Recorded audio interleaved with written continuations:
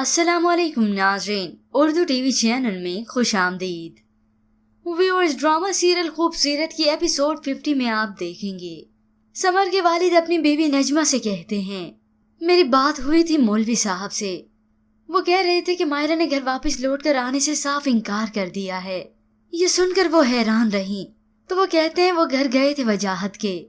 तो नजमा बेगम कहती हैं, आप कहिए ना मौलवी साहब से कि वो समझाएं उसे गुस्से से, प्यार से, किसी भी तरह से, क्यों हमारी इज्जत नीलाम करने पर तुली हुई है। तो दूसरी जानिब सबा बेगम और दिलकश की मुलाकात हुई तो सबा बेगम ने उसके आगे हाथ जोड़ लिए। ये देखो, तो दिलकश उनसे साफ कहती है, आप मुझसे क्या चाहती हैं, मैं क्या कर सकती हूँ। और सबा बेगम है कि फिर से किसी की अच्छाई का फायदा उठाती है, यही कि तुम समर की जिंदगी से निकल जाओ। ये सुनकर दिलकश की आंखें भर आईं, मगर सबा बेगम को ये कहते हुए कोई लिहाज नहीं आया। उसे आज भी अपनी बेटी और उसकी खुशियों की परवाह है।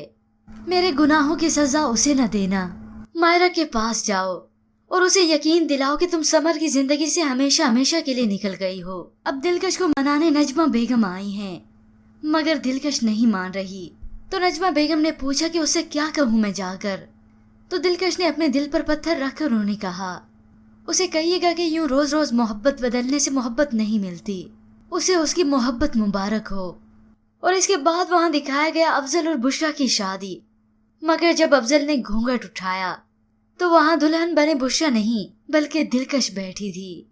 अब व्यूअर्स, ये था अफजल का ख्याल जो हमेशा से सोचता आया दुल्हन के रूप में दिलकश को। इस सब के बाद वजाहत कभी नहीं चाहेगा कि मायरा जाए वापिस अपने घर, क्योंकि उसे तो सिर्फ मायरा से अपना बदला लेना है। पर व्यूअर्स, आपके ख्याल में सबा बेगम की ख्वाहिश के मुताबिक क्या दिलकश जाएगी मायरा को मनाने? इसके मुतालिक हमें अपनी कीमती राय जरूर दीजिएगा।